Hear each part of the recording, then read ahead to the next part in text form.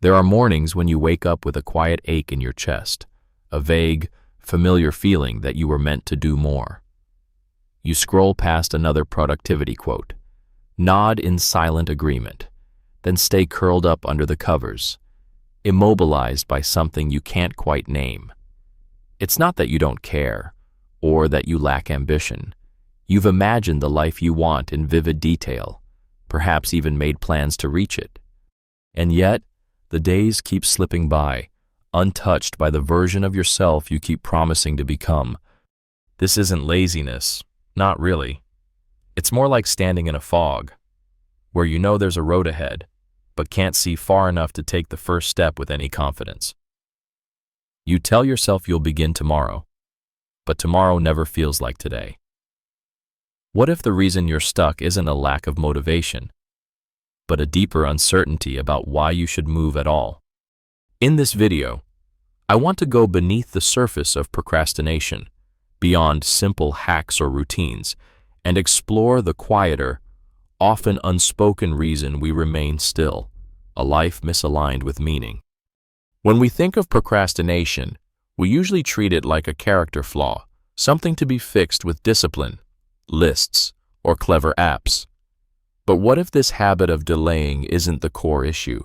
What if, instead, it's a messenger trying to tell us something important? If only we'd stop and listen. We're taught to hate procrastination, to see it as the enemy of success. But what if procrastination isn't defiance or laziness? What if it's actually a form of inner resistance, a sign that something about our current path doesn't feel safe or true or meaningful? Think about it. When you procrastinate, you're not simply refusing to work. You're often overwhelmed, anxious, or strangely numb. It's not that the task is too hard.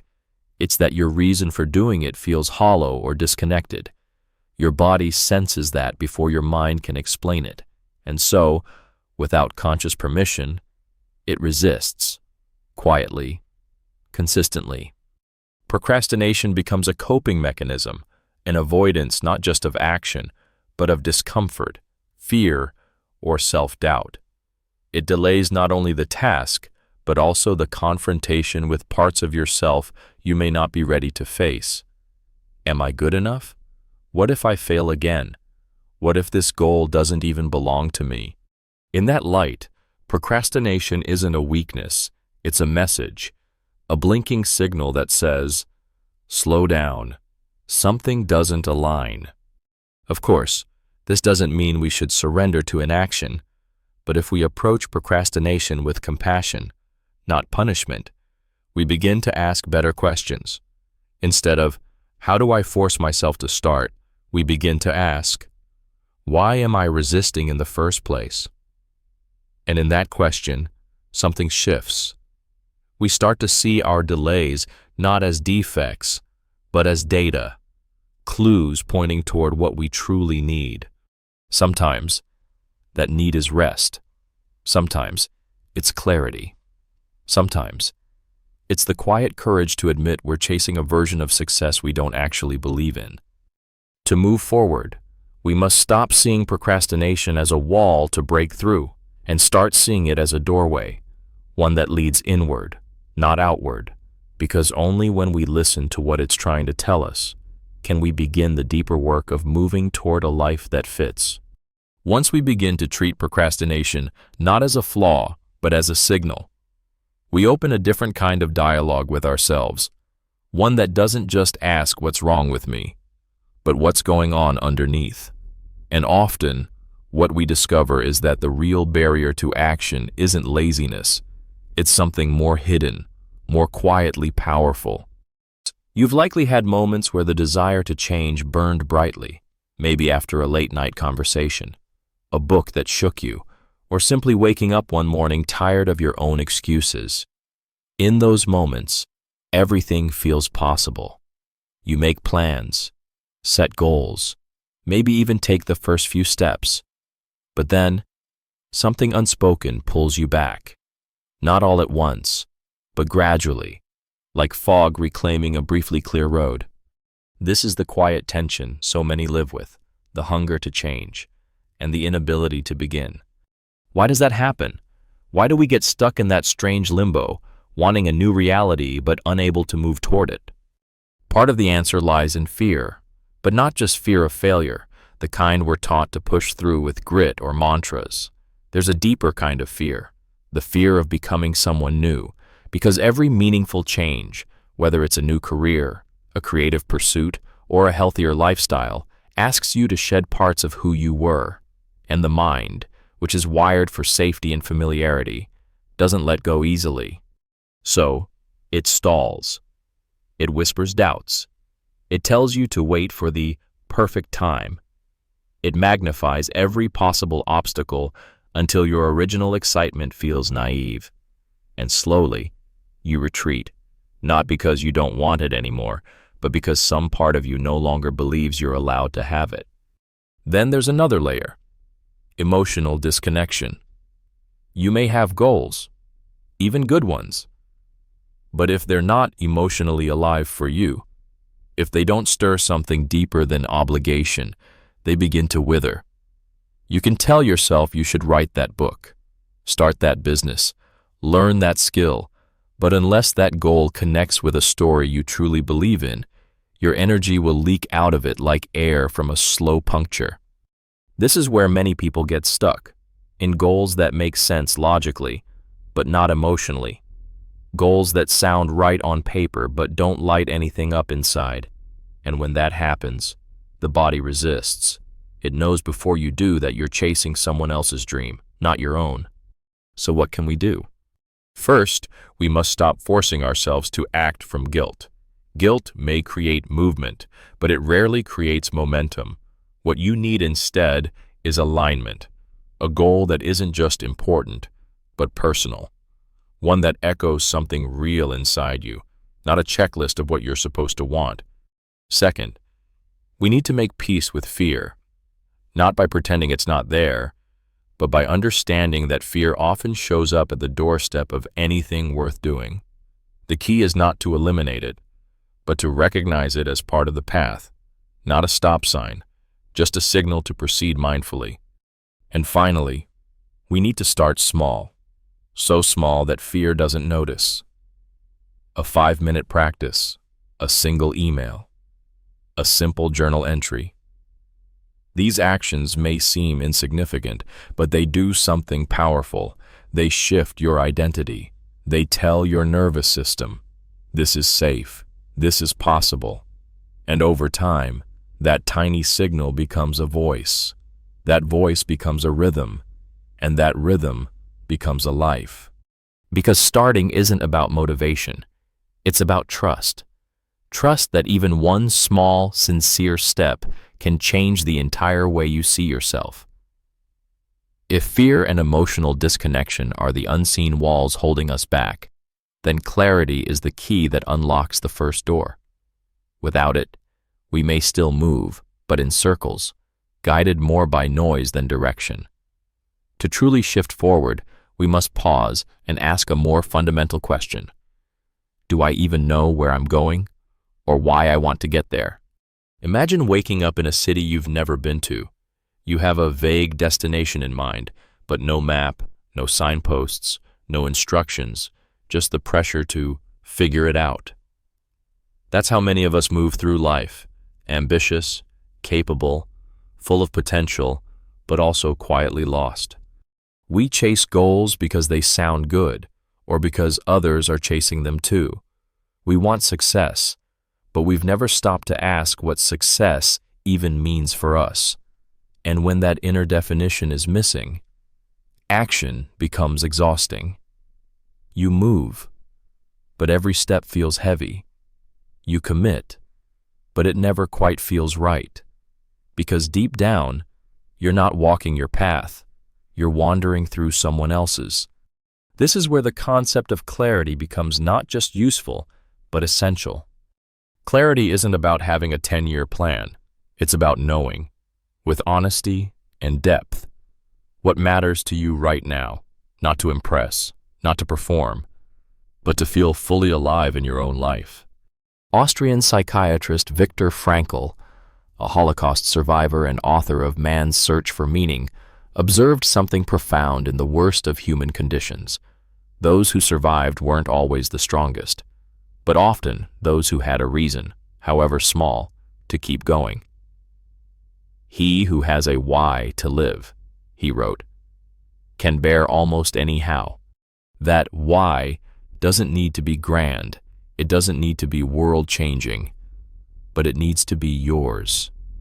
Something you can hold on to in quiet moments, when no one is watching, and remember why you chose to begin at all. Yet many of us skip this step. We set goals based on comparison, not conviction.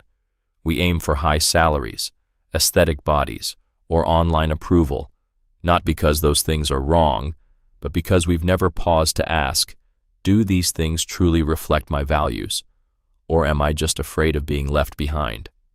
Clarity comes when we stop running long enough to look inward. It comes when we write without editing, reflect without performance, and admit truths we've been avoiding, that some dreams were never ours to begin with, and that it's okay to want something different than what we were told to want. So how do you find that kind of clarity? You start by listening to your resistance, your envy, your joy. These feelings are not distractions, they are data. Envy shows you what you secretly value. Joy reveals where your energy flows most naturally. Resistance, when understood, highlights the gap between what you're doing and what you believe in. Next, create space, not just physically, but mentally. Step away from the digital noise, the constant comparisons, the barrage of unsolicited advice. Go for walks without your phone. Journal without an agenda. Let your thoughts be unfiltered. Clarity doesn't shout, it whispers, and you can't hear a whisper in a crowd. Finally, get specific. Vague goals produce vague results. I want to be successful means nothing unless you define what success looks like, feels like, and why it matters. Turn abstract ambitions into sensory details. What does a fulfilled day look like? Who are you with? What are you doing when you feel most alive? Clarity is not about certainty, it's about direction. You don't need to know the entire map, just the next turn that feels right. And once that turn is taken, the path ahead often reveals itself more clearly. Because when you're guided by your own inner compass, even the hardest journey feels more honest, more bearable, more yours. From the moment we're young, we begin to collect definitions. What it means to be successful, what it means to be valuable, what it means to be doing life right. And most of these definitions aren't born from within. They're inherited from family, school, media, culture.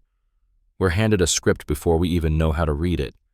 Study hard, get a stable job, buy a house, stay productive, be liked, stay safe, rise and repeat.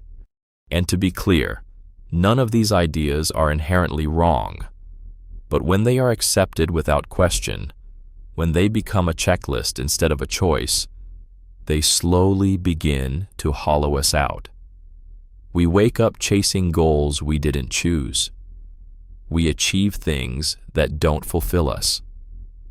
And then we wonder why the success feels empty. This is the trap of social scripts. They offer direction, but often at the cost of authenticity. Many people confuse momentum with meaning. Just because you're moving forward doesn't mean you're headed in the right direction. In fact, some of the most restless people are those who did everything right, but did it for reasons that were never truly their own. So how do we begin to tell the difference between a goal that reflects inner purpose and one driven by a social script? A purpose-driven goal feels rooted. It doesn't require you to constantly justify it to others. It feels energizing, even when it's hard. It aligns with who you are when no one's watching. A socially scripted goal, on the other hand, often feels like performance. You may be highly competent at pursuing it, but you feel distant from it emotionally. There's a quiet dread that accompanies the work, not because it's challenging, but because it's not yours. One of the most courageous acts in adult life is to pause and ask, whose dream am I living? Maybe you're in a field that earns respect, but drains you daily. Maybe you're chasing a lifestyle you admired from afar, but now realize doesn't align with your temperament or needs. Maybe you're pursuing stability, not because it brings you peace, but because fear convinced you it's the only sane option. When we redefine success from the inside out, everything begins to change. We stop asking, what should I be doing? And start asking, what feels true to me? And no, that doesn't mean abandoning all responsibility or seeking constant pleasure. It means making decisions that are aligned with your values, your emotional truths, your way of engaging with the world. It means honoring the quiet voice that says, this may not impress others, but it matters deeply to me. Inner purpose is often quieter than external approval. It doesn't shout, it doesn't trend, but it creates a deeper kind of fulfillment, one rooted not in applause, but in integrity. This doesn't mean you need to uproot your life overnight. It might begin with something small, taking 1 hour a week to work on something that brings you joy, saying no to one thing that feels false, rewriting one belief about what success has to look like. It's in these small rebellions that we reclaim ourselves. Because the world will always offer you scripts. It will reward those who follow them smoothly. But if you want to live a life that feels real, not just respectable, you have to write your own lines. And that begins with the question we're often too afraid to ask. What if the life I've built isn't the one I want? Ask it. Sit with it. Let it unravel the roles you've outgrown. And from that unraveling, begin again, not with a borrowed map, but with a compass you've carved yourself. Rewriting your goals from the inside out is a profound shift, but even with clarity and alignment, action still asks something of us. It asks us to begin, and beginning, as we've seen, isn't just about willpower or discipline. It's about creating a system that works with your mind, not against it. Discipline is often glorified as the ultimate key to success, waking up at 5 a.m., grinding through resistance, pushing past excuses. And yes, there's value in commitment. But discipline without emotional resonance becomes brittle. It cracks under the weight of stress, fatigue, or doubt. What we need isn't more self-punishment. What we need is emotional leverage. Emotionally triggered habits work differently. Instead of relying on sheer force, they build momentum through meaning. You connect the habit to something personal, something alive inside you, not just to an outcome, but to a feeling. And feelings are far more powerful motivators than logic ever will be. Take the simple act of journaling. If it's framed as something I should do to be productive, it quickly becomes a chore. But if you tie it to a moment of emotional need, say, journaling for 5 minutes every time you feel overwhelmed, it becomes a release. It becomes medicine. It becomes part of how you take care of yourself. That's the shift, not building habits from guilt or pressure, but from emotional cues. These cues are already in your life: the restlessness after too much scrolling, the sadness after a quiet disappointment, the rare clarity after a meaningful conversation. Each of these can become a soft doorway into action, one that doesn't demand discipline, but invites connection. Start small. So small that it almost feels too easy. A 1-minute breath when you feel anxious. 1 paragraph of writing when you feel stuck. 1 text to a friend when loneliness creeps in. These aren't just actions. They're gentle rebellions against inertia. Because what changes us isn't just intensity, it's consistency. And consistency isn't built on force, it's built on rhythm. A rhythm that begins not in your planner, but in your nervous system. In the moments where emotion and awareness meet and say, I don't have to keep living this way. And when that kind of habit takes root, one that honors your emotions rather than suppresses them, you no longer have to fight yourself to grow. You simply return to what already feels true. If there's a goal you've been quietly avoiding, take a moment, right now, to ask yourself why you truly want it. Not the version you'd explain to others, but the version that comes from a quieter place within. Write it down, make it real. Then, if you feel ready, share that reason in the comments. You never know who might feel a little less alone reading it. And if this video gave you something to reflect on, something to feel more seen or more steady, consider subscribing.